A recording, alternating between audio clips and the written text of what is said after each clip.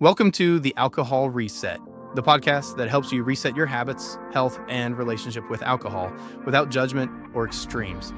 If you're looking to cut back, take a break, or just understand how drinking can affect your body and mind, you're in the right place. Each episode brings you science-backed insights on neuroscience, nutrition, and habit change to help you feel better, sleep deeper, and take control on your terms. I'm Mike Hardenbrook, best-selling author, neuroscience enthusiast, and habit change expert. I've helped thousands through my book and podcast to rethink their drinking, and now I'm here to help you do the same. Let's get started. Hey, welcome. I'm Mike Hardenbrook. Today, we're going to explore something that, a lot of us think about, our relationship with alcohol.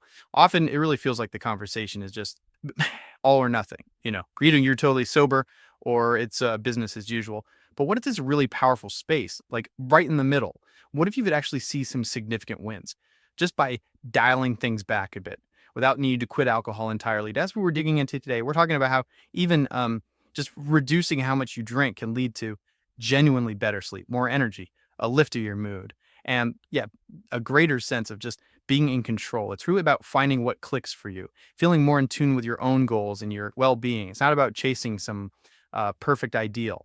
Okay, let's get right into it. This whole idea that you have to go cold turkey to see any real benefits from changing your drinking habits. It's not full story, not really. Science actually shows us something different, that even pretty small steps can lead to surprisingly big shifts, physically and mentally. Take this, for example. There was a 2020 study published in Addiction, which is pretty well-regarded journal, so this is solid research. It found that people who reduced their alcohol intake by just 30%, and importantly, this was without stopping completely. They experienced noticeable improvements in things like their blood pressure, how well they slept, and even markers for inflammation in the body. And this was within just 3 months. That's pretty compelling stuff. It really highlights how, flexible changes, these sort of gradual adjustments can often be way more sustainable than those intense all-or-nothing approaches. And here's the key thing, I think. You don't need to suddenly identify as sober to start feeling these positive effects. Just drinking less in whatever amount works for you is a move in the right direction. Definitely. Now, if you are considering cutting back, even just a little, one of those crucial first steps, maybe even those crucial, is to really tap into your why. Like, what's your personal deep down reason for wanting to make this shift? Is it just you're sick and tired of feeling groggy every single morning? Maybe you're looking for, sharper focus during the workday, or perhaps it's simpler. You just want to feel more in charge overall, more present. Behavioral science, which basically studies why we do the things we do, to talk about something called value-based change. The core idea is pretty simple. When your actions, the things you actually do, connect with what truly matters to you, your core values, those changes tend to stick around much longer. So really take a moment. Think about your core motivation. Here's a practical tip. Actually write it down. Seriously, put a note on your phone maybe, or a sticky note on your desk, somewhere you'll see it. That way, when those moments pop up, where you might be tempted to drink more than you planned, you've got this clear reminder right there, reminder of what's actually driving you. Like maybe you really value having energy to play with your kids after work, focusing on that feeling, wanting to be present and active. That could be a much stronger motivator to maybe skip that second drink than just some vague idea of being, quote, healthier. See the difference. All right, so let's get into a really practical technique you could try right now. It's called the pause and replace method. Now, this isn't about strict rules or, meticulous counting every single drink. Not at all. Instead, it's about creating just a little bit of space, a buffer between the urge to drink and actually taking that drink. So when you feel that desire pop up, that little nudge, just hit the pause button for 2 minutes. Seriously, set a quick timer on your phone if that helps. It sounds silly, but it works. During those brief 2 minutes, just try to notice the feeling, acknowledge it without immediately acting on it. Then actively replace that urge with something else. Anything else, really, even if it's just for a little while. Think about grabbing some sparkling water. Add a squeeze of lemon or lime, maybe 2 dashes of bitters if you have them.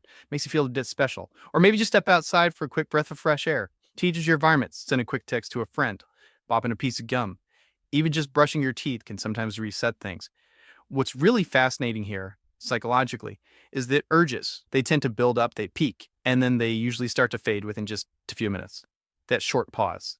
It gives your brain a chance to respond deliberately, intentionally, rather than just falling back into that automatic autopilot response. Keep building on that idea, creating that little bit of space. Let's think that another powerful element here, the rituals, the routines we often associate with drinking.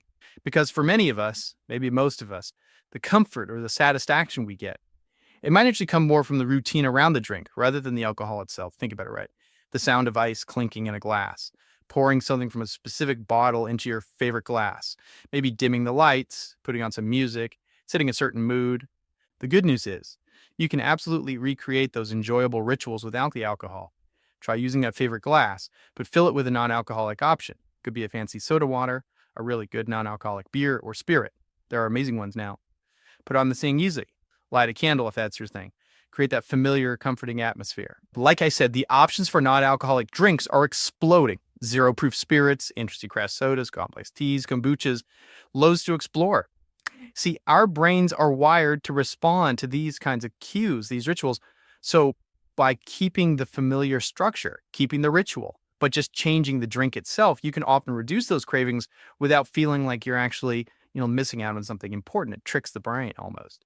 So we talk about creating pauses, rethinking our routines. Now, to really understand our own habits, what triggers them, what the effects are, self-awareness is just absolutely key. And one really effective way to build that awareness is through a bit of tracking. Now, hold on, this isn't about judging yourself. It's definitely not about feeling bad or creating shame. Please don't approach it like that. It's really about gathering information, becoming a bit of a neutral observer of your own patterns, like a scientist studying yourself. Try keeping just a simple record, nothing complicated. Maybe note down what you drank, roughly when you drank it. And if you can, maybe jot down why you think you reached for that drink in that moment. Were you stressed, bored, celebrating? And then also note how you felt, both beforehand and, importantly, afterwards. Maybe the next morning, too. Over time, even just a week or two, you'll likely start to notice trends emerge. Patterns. Maybe you consistently reach for a drink when you're feeling stressed after a long workday. That's a common one. Or perhaps you see a really clear link between having, say, more than one drink and having a really restless night's sleep. Once you begin to identify your personal triggers and the actual effects alcohol has on you specifically, you can start to navigate those situations with much more intention, more skill. You're not just reacting anymore. Okay, finally, let's touch briefly on the physical side of making these kinds of changes. Because when you start to reduce your alcohol intake, it's not just your habits that are shifting, your body is also adjusting. It has to recalibrate. And during this time, certain nutrients can be really, really supportive, helps smooth things out. One nutrient in particular that's definitely worth noting is vitamin B12, alcohol. It can actually interfere with how well your body absorbs B12 from food. It messes with the process. And this vitamin, B12, it plays a really vital role in so many things. Your energy levels for sure, mental clarity, the overall health of your nervous system. And interestingly, low levels of B12 have been pretty clearly linked to symptoms like fatigue, that general tiredness, that kind of fuzzy brain feeling, brain fog, mood swings, and even a lower ability to handle everyday stress. So as you're cutting back on alcohol, making sure you're getting enough B12 can genuinely help ease that transition. It can improve how you feel day to day, quite noticeably sometimes. Think about maybe consciously including more B12-rich foods in your diet. Things like eggs, fish, dairy products, and fortified cereals often have it added. Or if you think it might be helpful for you personally, maybe chat with your doctor or a healthcare professional about whether a B12 supplement could be right for you. Boosting those B12 levels can really help reduce those days where your motivation just seems to have completely disappeared. We all have those days, right? B12 can help.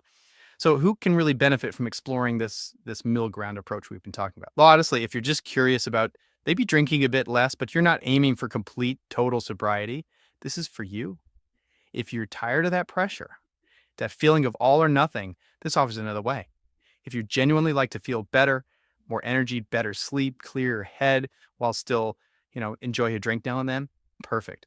Or if you're simply looking for some practical, non-judgmental tools to gain a bit more control over your alcohol consumption, then yeah, this is definitely relevant. The main takeaway here, the key thing I really want you to remember is this. You absolutely do not have to completely give up alcohol to take back more control and experience real, tangible, positive changes in your life. You really don't. Small, deliberate steps, things like pausing before you reach for that drink, tweaking your familiar routines, and just giving your body the right kind of support, like with B12. These things can really add up over time. They can lead to brighter mornings, a more ease in mood, less anxiety perhaps, and just a greater sense of feeling, aligned, in sync with your own goals and values. So I want you to think about just one small action, just one thing you might be willing to try, maybe even starting today. One tiny adjustment that could set you on a path toward, greater well-being and maybe more mindful choices around alcohol. What's one small thing you could do starting now? Just give it some thought. That's a wrap for today's episode. If you got something out of this, do me a quick favor, leave a rating and review on whatever podcast platform you're listening on. It helps keep the show going and would mean the world to me. Got ideas, comments, or questions? Shoot me an email at mike@trycloud9.com. I'd love to hear from you. And if you're looking for extra support, check out Cloud9, makers of Daily Restore, a once-a-day supplement to support your body from alcohol's effects, and Rise and Unwind AM/PM, a 24-hour combo to curb cravings, balance mood, and improve sleep when taking a break.